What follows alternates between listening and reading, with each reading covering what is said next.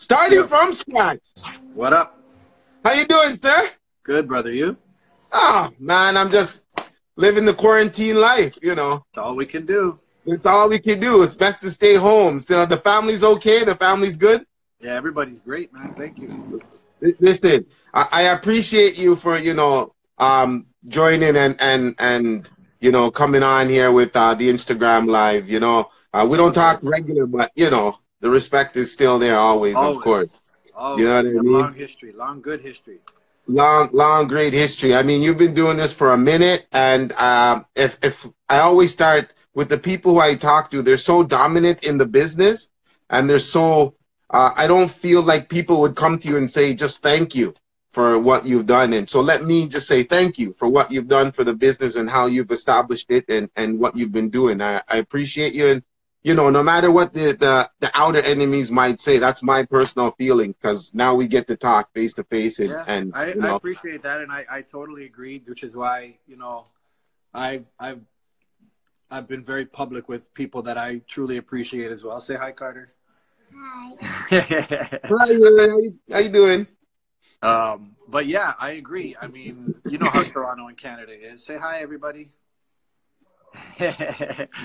You know how Toronto and Canada is. Everybody's quick to jump on everything that's hot at the moment, but we also tend to forget people that paved that road. So, I mean, there's people still out there that have paved the road that are still paving the road. You know what I mean? I guess you can put me in that category.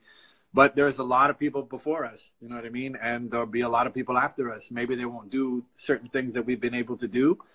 But, I think people of all levels deserve respect. It just really depends on, I show respect when respect is given. So if I see that you respect the craft and I see that you really respect the culture, I'll always show my respect, no matter what level you're at. You know what I mean? You don't have to be Stone Love, or you don't have to be Kid Capri or to earn your props. I mean, there's those, I use the term, but it's not the way I really want to describe it. But we'll say the lower echelon DJs or whatever, that are putting in that work every day, that deserve the same respect as the top dogs do. You know what I mean? Right. I always do. I'll send messages. I'll make it public. I just started a chat that I'm doing next week called Pioneers.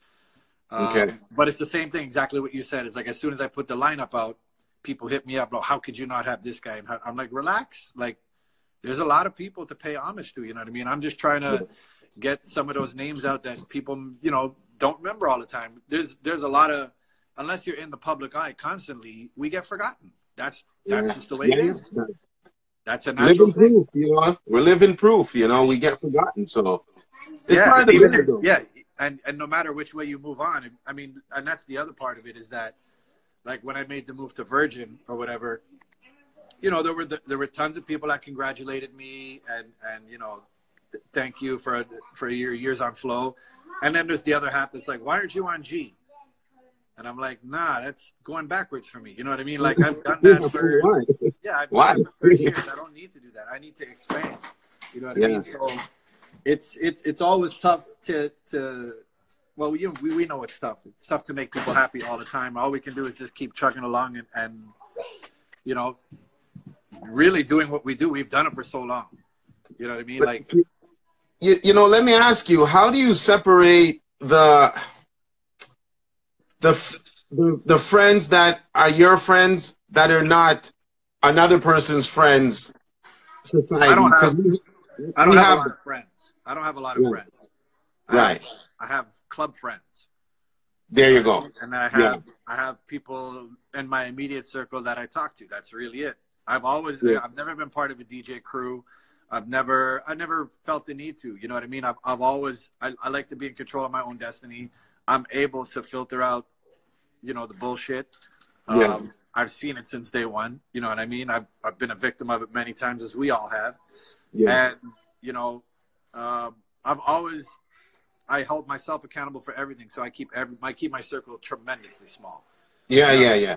We use that term friends and boys and stuff very loosely, but I don't have a lot of friends per se. You know what I mean? Like, there's not many people I would call. I feel you. Yeah, I feel you have to. It's because You know what I mean? You have to. I don't think there's a way I could have survived this long and stay at a top level. You mean, you got to think, this is 30 years for me this year of playing at, you know, pretty much a professional level. So, you know, how many NBA players play for 30 years? How many NFL players play for 30 years? You know what I mean? At a high level, at top level. So I guess my thing has always been, just like you said, how do I separate? I've been able to do that from time. I knew the difference between a crate carrier and a friend. You know what I mean? Right. I knew who just wanted to get in. I still get it all the time. Like when I do my big parties, I'll hear from people I haven't heard from in ages. Yo, remember me? Yeah, I remember you. That's good. You know where the ticket link is? Yeah, you know where the ticket link is. Like unless I talk to you all the time, like what's the point? You know what I mean? Yeah, I get you. But the sadder part, well, you know me, we're both kind of the same personality, strong personality. But exactly, the sadder part is the people that can't recognize that, the people that get caught up in this life and think that everybody's got their back and think that everybody's their friend. When times like this happen, and we're not making money, and we're not, you know what I mean, we're out there for doing it just for the love. This is where you see people's true colors, right? So this is the realness now. This is the realness. This is the realness. As shitty as this situation is, it happened for a reason. And you really got to keep your eyes open, man, and your ears open, because you really hear and see some shit, man. It's crazy. It's crazy. Yo, you know, I've been amongst you for about like 25 of those 30 years, maybe. Absolutely. I think so, right? You know, maybe there's something we haven't seen when it comes to the racism and the fight that you used to get. Tell us about that, how it started, what was, you know. Yeah, I mean, I always feel awkward talking about it because it's reverse. Yeah. But, yeah, I went through it a lot because I remember I wasn't from here. I wasn't born in Toronto. I'm born in Montreal. So I wasn't from here. I came here in 86 for grade 10. I think I was in grade 10 at that time. Yeah. And I learned everything as soon as I got here. You know what I mean? I learned diversity and stuff. Like my upbringing wasn't really diverse. It was a lot of Italian, Greek, but all white. And when I got up here, I really saw the difference, and I embraced it right away. Like I was the guy that walked into the cafeteria and talked to everybody. It didn't matter to me who you were. You could have been the roughest of the rough or the nerds. Like it didn't really matter to me what color you were, what you represented. It didn't matter to me.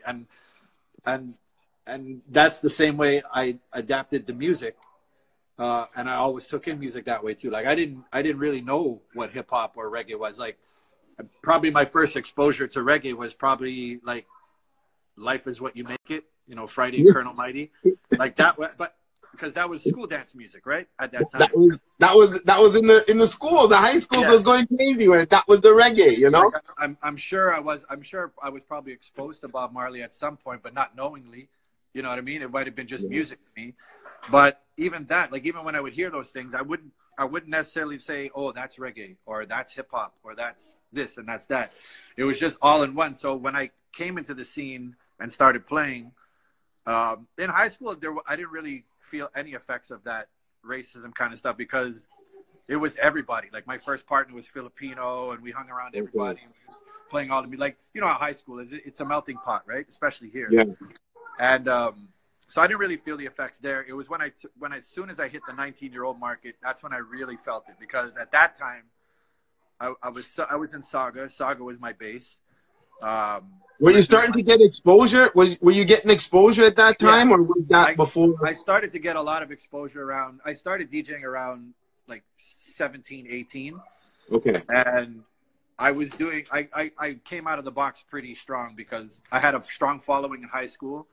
Okay. And then and then after that, it was just, you know, regular all ages stuff, the Spectrums and all those things. Yeah. But it was mostly urban stuff.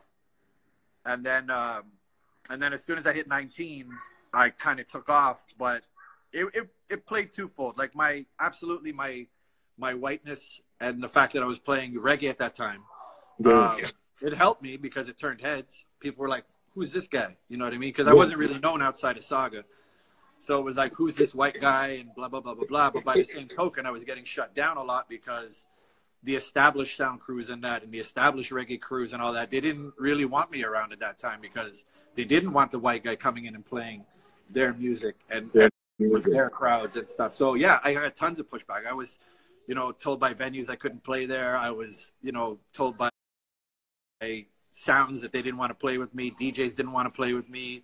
Promoters turned their back on me. Like, it happened a lot, but Oh, don't worry, I'm going through it. I'm going through it. Don't worry, I went through it. yeah, exactly. I just approached it the same way. I was like, if this door closes, I'll find somewhere else to play. It didn't really matter. You know what I mean? So it was like a guy like Wayne Williams who put me on at Tweeds. Tweeds used to have the craziest Thursdays in Saga them times, and I came in and played the reggae set. So, you know, it was like that. I was only playing the reggae set at that time. I was actually 18, and they waited, and they would let me come in for a little bit. I'd play my reggae set, and then I'd have to leave.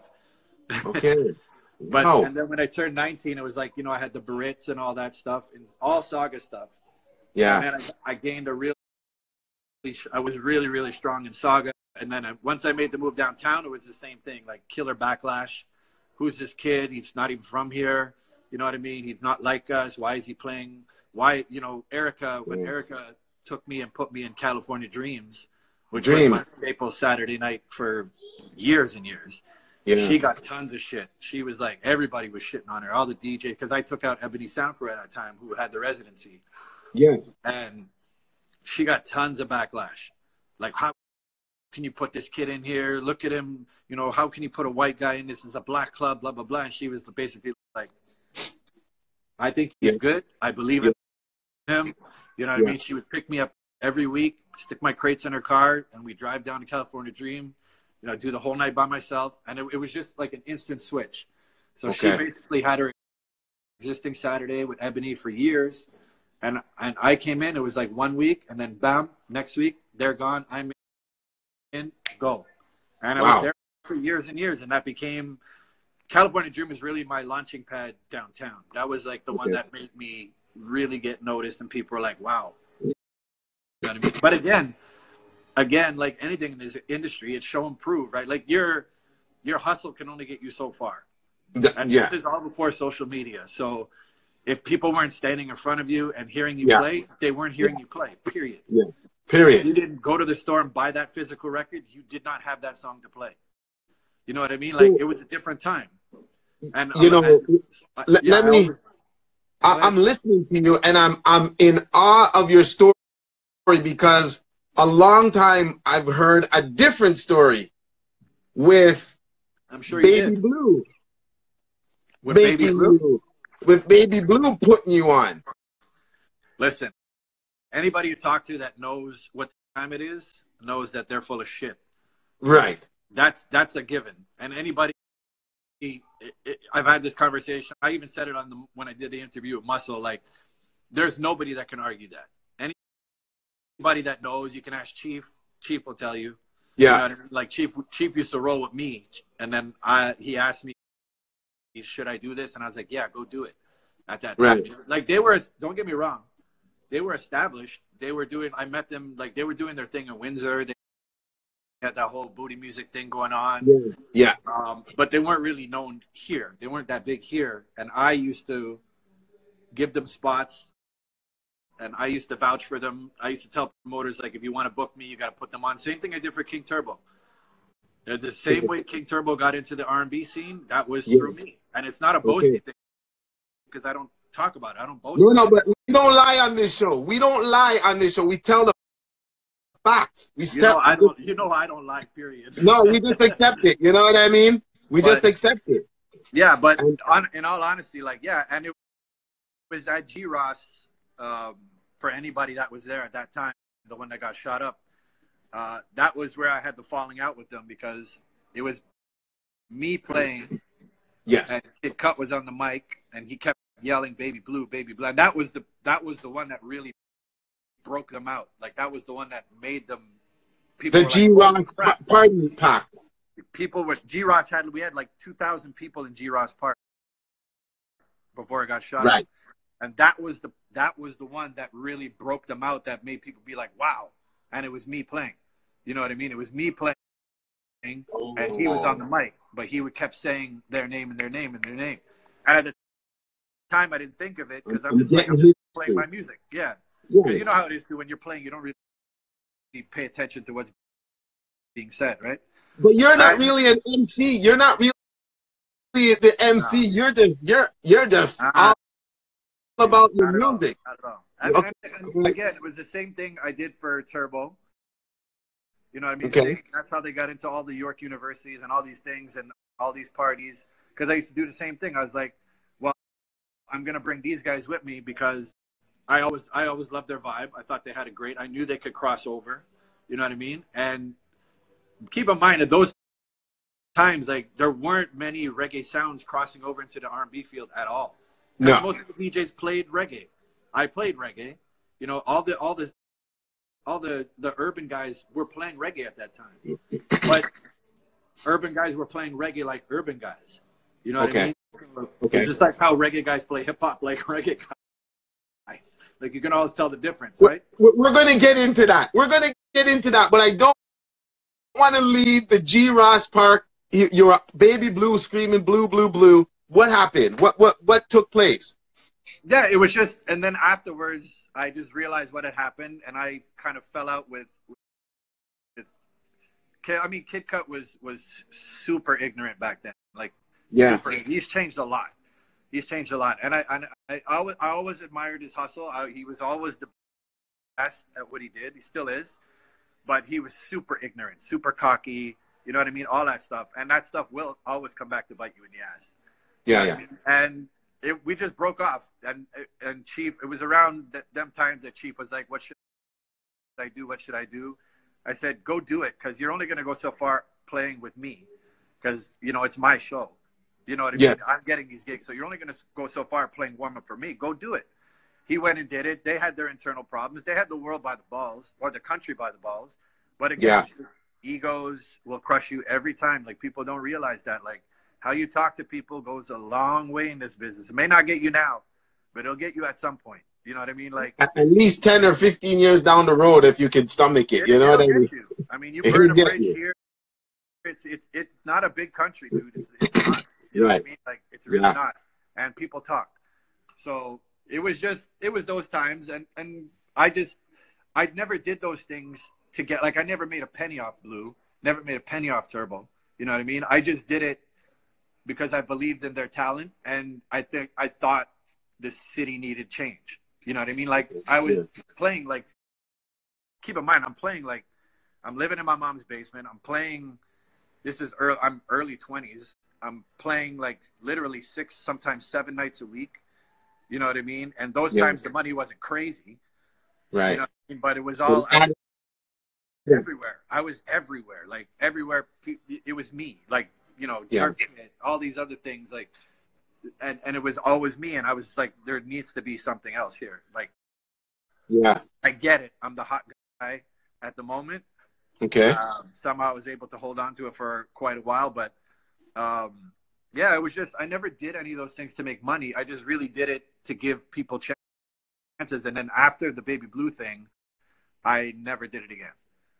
Okay. I won't, and I won't. I'm all for Did guidance. it hurt And I'm you? all for advice. Was it a hurt thing? Was it a thing that you knew you don't It want to was be just taken like disrespect. this? It's not hurt. I could care less. You know what I mean? Like they went on at the time. At times, they were bigger than me.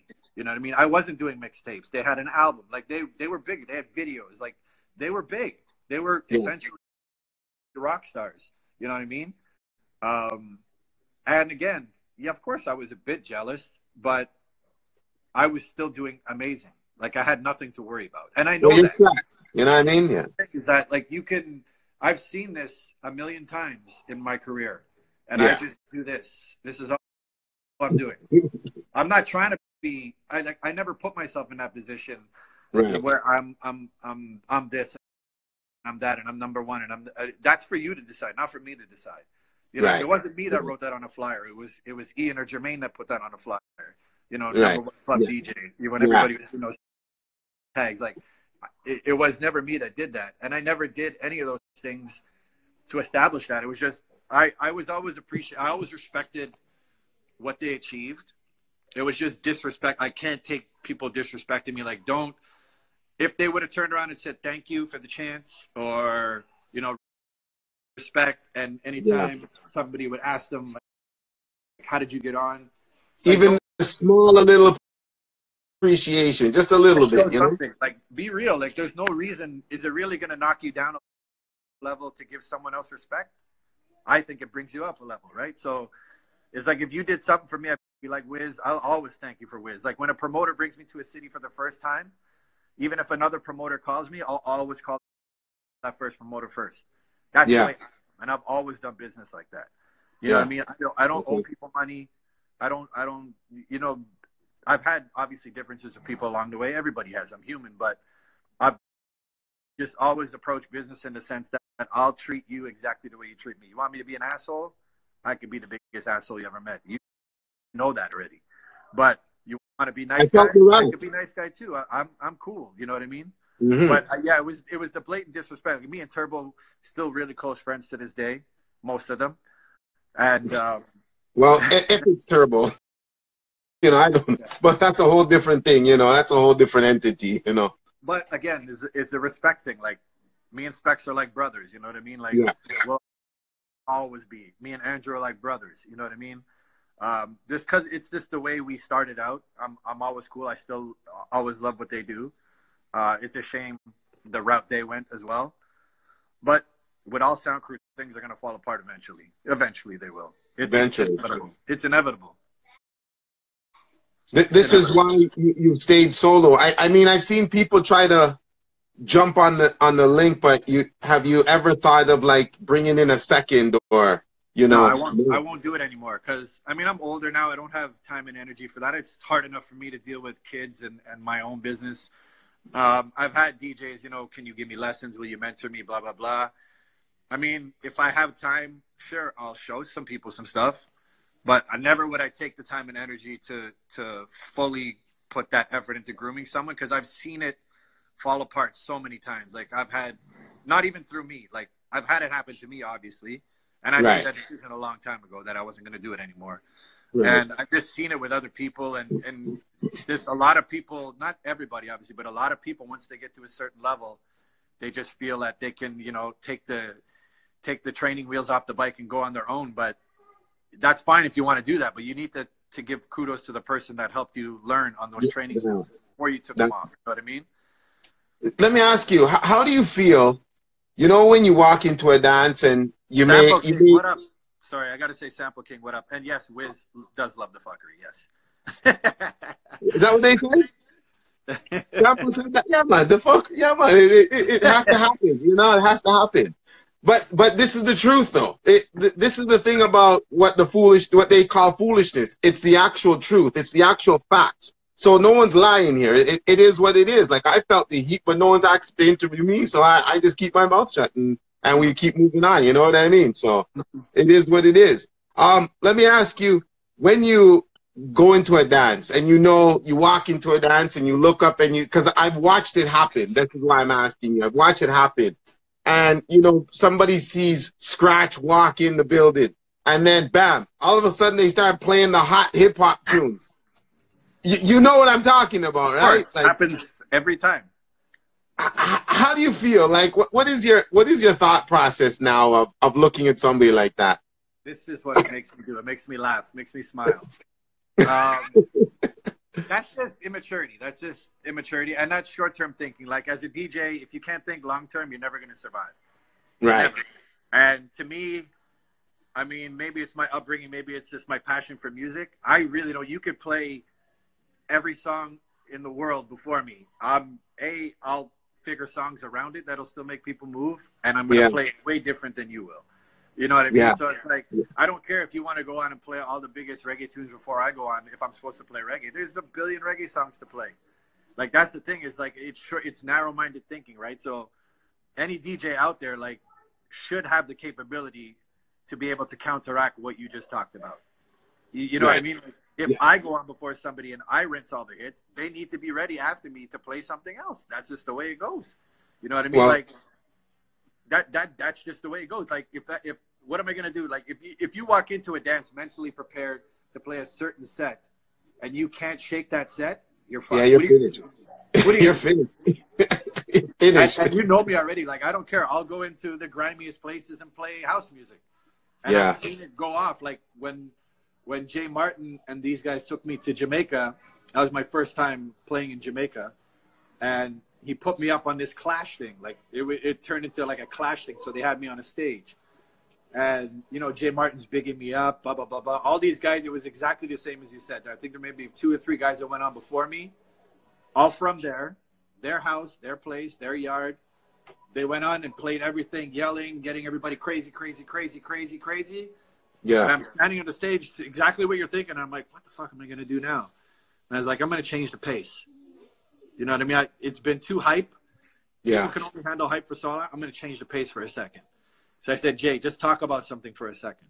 I went on. My first song was Al Green, and the place went crazy. The whole place was singing, dancing. You know what I mean? I played a set of like just sing-along stuff. Changed the pace, slowed it down, brought it back up, got them hype at the end, and all the DJs were behind me like,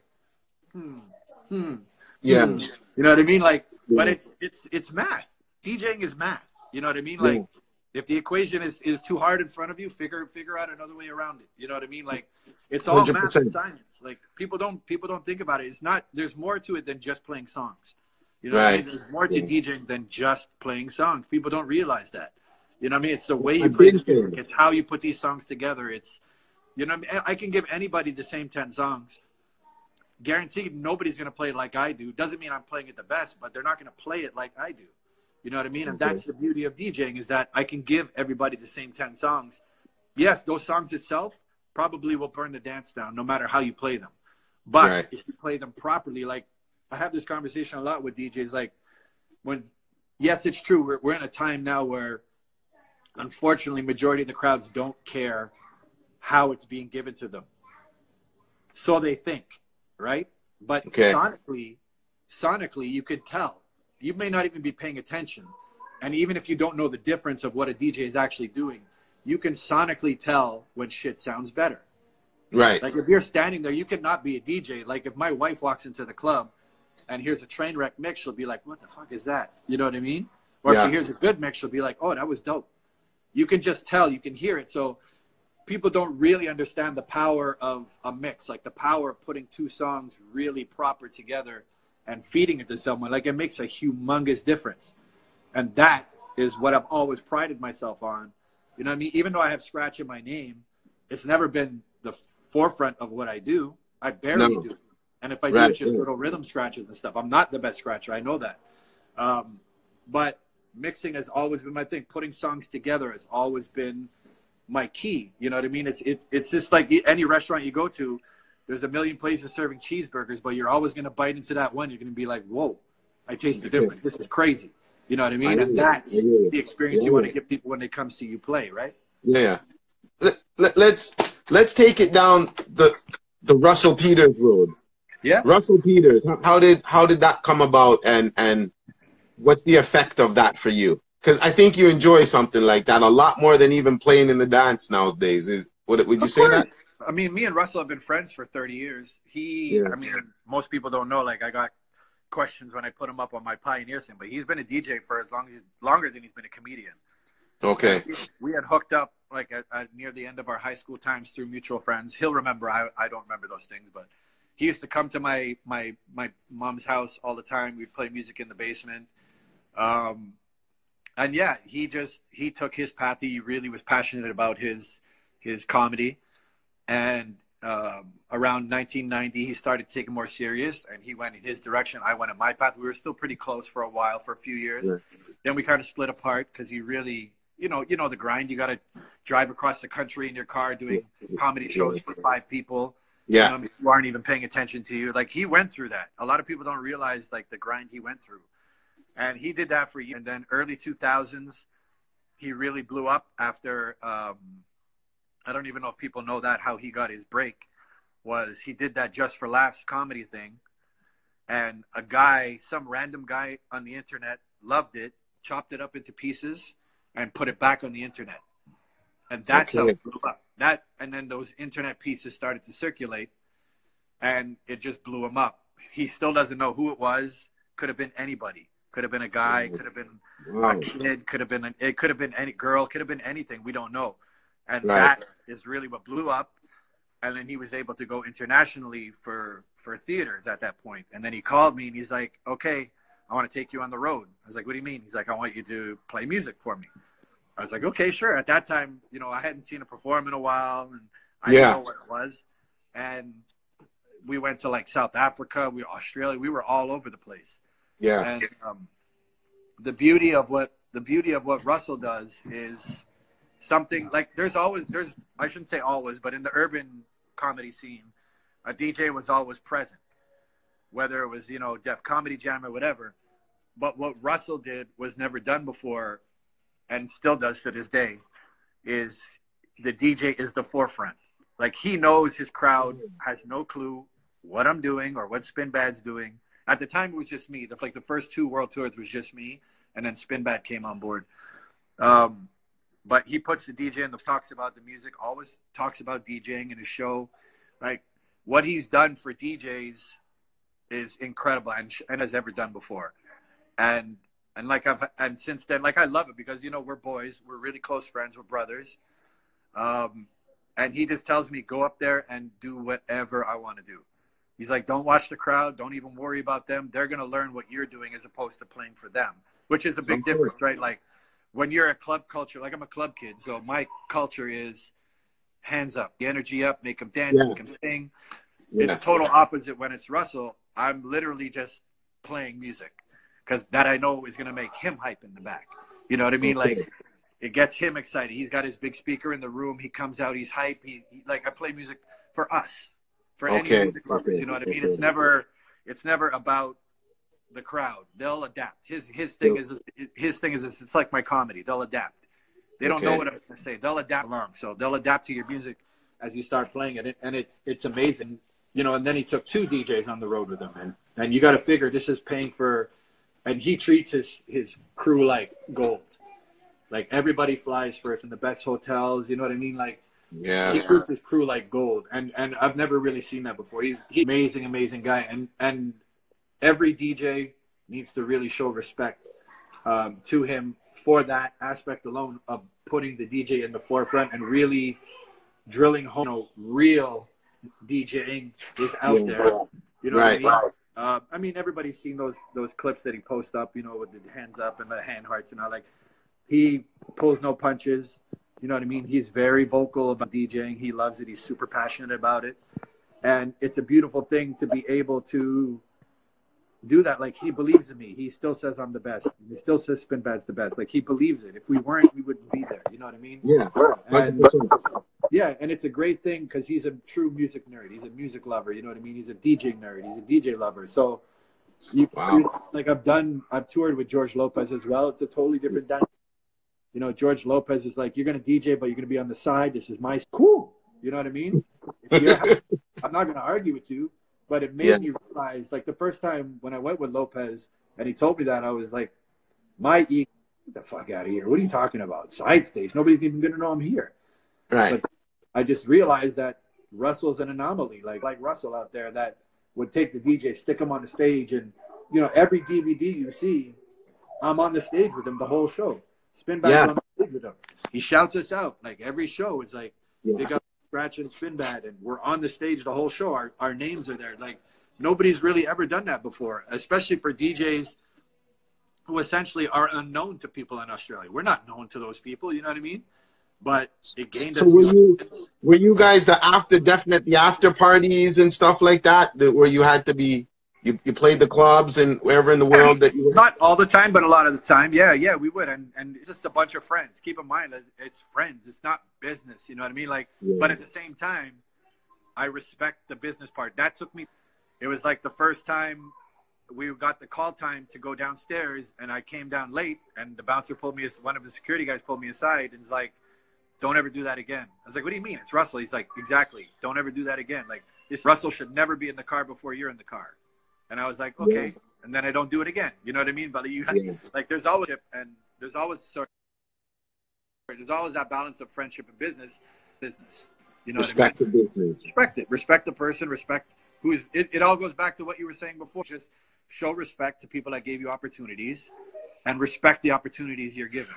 It goes both ways. I've been given many opportunities. You know what I mean? I respect it. And I've given opportunities. Sometimes I get respect. Sometimes I don't. That's their prerogative, not mine. That's right. That's right. Do you ever remember a dance that you totally bombed and you knew you bombed and you was like, I really messed up this dance, you know? I really didn't. I I wasn't can't scratch. I can't pinpoint, but I'll tell you in the last year and a half since I going through my mental health stuff and stopped drinking, I feel that way after every dance. Okay. It's a horrible feeling. It's a miserable feeling. I'm rarely smiling when I play uh, a lot of the dances. Now it'll get better at certain points, but for the most part, now the last year and a half for me has been brutal, and I really feel that way every dance. Even if people, blow smoke up my ass and say, hey, you did great. In my mind, I'm like, this was fucking horrible. You know what I mean? Yeah. And I hate it. And it's a horrible feeling. But I mean, I'll get over it. I'm Yeah. kind of putting myself out there in the front lines and taking the bullets, just because I know it'll get better, and I want to be there and experience it properly when it gets better. You know what I mean? Right. Right. Does it, when you talk about it, because it was something I thought of bringing up, but now that you've said it, when you talk about it, does it feel better to you to express that Yeah, what absolutely. you're I mean, going that's through? why I started doing the mental health talks and I put on my stuff. It does help, but I still struggle when it's showtime. You know what I mean? Because that's where Okay. my anxiety is based, right? So I can talk all I want.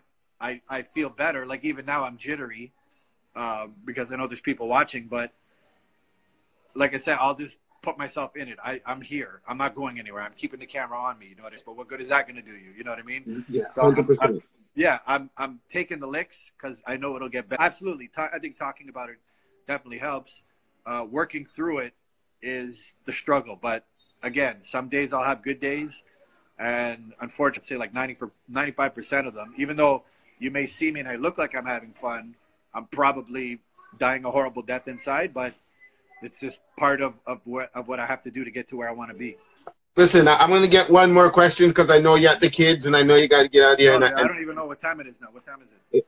a little bit after 5, a little bit after 5. We're just We're good. conversating because this is what we do. You know what I mean? Like, it's been We're a good. long time that I've been really able to sit and talk to you and just, say Ask what's away, popping brother. Ask away. I'm here. And take it while it's and this. You look at the business now. Of course, everything has changed. How I would ask you, how disappointed, how encouraged are you to see the business the way it is now? I think the business is the same.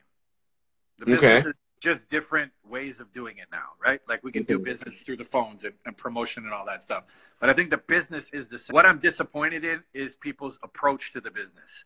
Okay. So, like the overall business, I think it'll all a pretty business. The business is what you make it. You know what I mean? You got to make the most of your own business. Yeah. It's the way people approach it. It's the way DJing nowadays. You know what I mean? It's the way promoters approach promoting. It's the way MCs promote seeing. It's the way photographers approach photography. Everybody thinks everything is easy. That's the problem. MCing is definitely not easy. Like none of these things are easy. But everybody thinks, oh, I have a phone, I'm a photographer. Oh, I have a DJ. You know what I mean? Oh, I have a controller, I'm a DJ. Oh, I have this, I'm this. And the Yeah. problem is it's becoming majority. So the fact that it's coming majority, the new generation thinks it's the norm. The new generation thinks it's a norm for a DJ to hit play. Music stops, hit play, talk, music stops, hit play. They think that's the norm. Our generation would be like, who the fuck is this guy? I'm used to if a snare drum goes off in a mix, people boo you. Like that's what we come from. We come from literally Yeah. standing in the line of fire, like standing in the line of fire.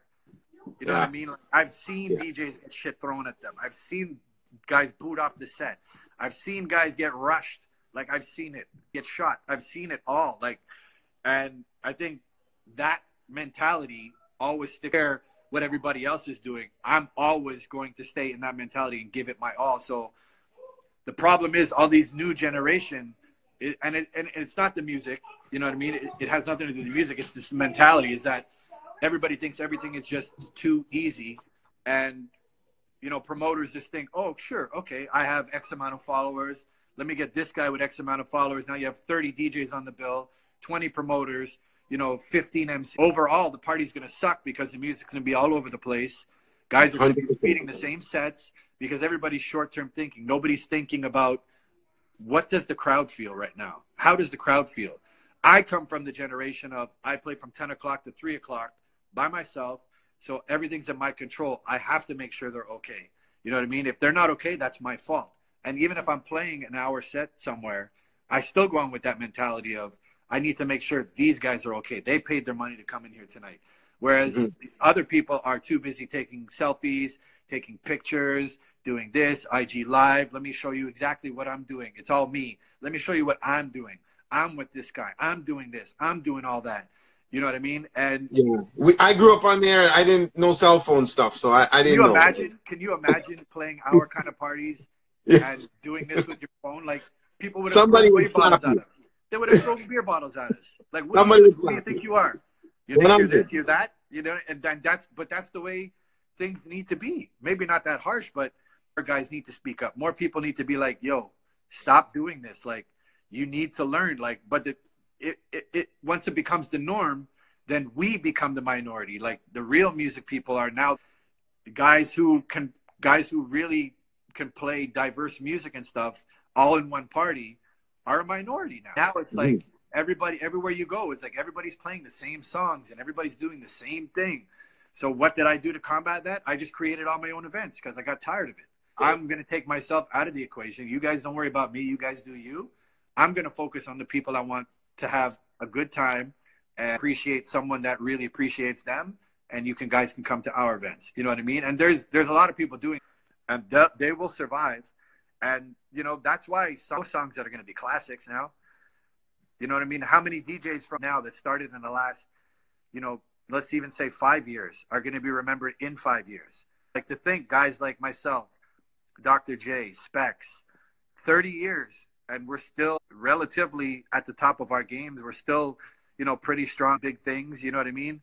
And there's a lot of us three out there. There's guys like you. There's a lot of guys that are doing stuff at a high for the people that care. You know what I mean? I choose not to put myself in positions where I have to, you know, play dumb or play music, do things like that, because it doesn't benefit me at all. I don't want to do that. I don't do things just for money. I can make money. Anybody can make money anywhere. You know what I mean? We know this. It's just that grassroots mentality that we started out with so long ago that's just been instilled in me for life. It's like, if you play at the top of your game, dude, now I don't even care that someone's going to take my spot because I'll find another spot. I stopped thinking that way a long time ago. I used to be in that mentality in the early 90s, like, yo, if you don't do this, you know, there's these 3 guys right here that are going to take your spot. But then once you reach a certain level and you realize that you're the go-to guy, you can start to play around more. And that's the other problem, that now our go-to guys aren't taking chances. Like, even if they're younger or even if they're my age or whatever, like, there's not enough people taking, you know, musical chances or experimenting more with the crowds. Like, you got to give the crowds more credit than you think. You know what I mean? You have to think that they know more than you think they know, because they do. You know what I mean? Like, I know I can't play a night of just brand new spanking whatever just came out on Spotify yesterday music, because that's not my lane. You know what I mean? And I'm not comfortable doing it. So why would I put myself in that position? And I get it. It's not even about new DJs playing old school. It's not about that at all. It's just about playing the music properly, like curating the music properly, setting yourself up so you can do things properly. I've had so many conversations with newer generation DJs, you know, who have been playing it all up to 10 years. And they're like, oh, I can't do it. I can't do it. I can't play this song. And I'm like, yes, you can. You know what I mean? Of course you can. Do you take a chance? Take a chance, you know? You have to take a chance. Like, if you're not willing, as a promoter, as a DJ, as anybody, you know, like we had Sample King in here, like, as an artist, if you're not willing to take chances, you're not going to grow. Like, you could survive, but you're never going to grow. You know what I mean? Like, Understood. I was able to take chances from young because I didn't separate my music. So I didn't know at California Dreams why I couldn't play Wham or why I couldn't play Phil Collins, because I was just like, it's good music. People know this music. Like, why can't I play this? You know what I mean? It's on the radio. Once you can get them to dance to it, it's anything goes. Listen, go ahead. I know Instagram's going to kick us off just now, because it's going to give us time. But before you get out of here, let me just tell you once again, thank you for the opportunity to, you know, Always, reason with brother. you and answering my calls because I know I'm not on the tier that, you know, you guys have. So Yeah, I would just like, that shows the respect I have for you. So you know what I mean? So I appreciate you. And thank you for what you've done in the business. Like it means a lot because you're good at what you do. And we need to accept that and respect that and understand that. And, you know, you just, if anybody's to follow or anybody's to learn from this interview, it's that you're just as human as every one of us, and you've grinded just like us. yeah, You've paid your dues. I give you all the accolades that I could possibly give you. thank I you. know we have outside um, differences but we don't let that come between what, you know, our friendship has been over the last 15 or 20 odd years. And I Hmm. respect that still. So I try not to hold that, and you try not to hold that, even though you deal with some people that I don't deal. I deal with some you don't. It is what it is, but we've still maintained this. Yeah, that And, has you know, nothing to do with me and you. you know what I mean? You're giving me the opportunity. So if there's one thing you could tell the world right now, what would it be? Have fun. Have fun. Have fun with whatever you're doing right now. DJs, man, don't take it so serious. Have fun. The more Yeah. people that see you have fun, that energy comes across. Just have fun, man. Just have fun. Scratch. Respect. You hear that? Always, brother. Respect. Thank you. Thank you. Thank you. Take care, everybody.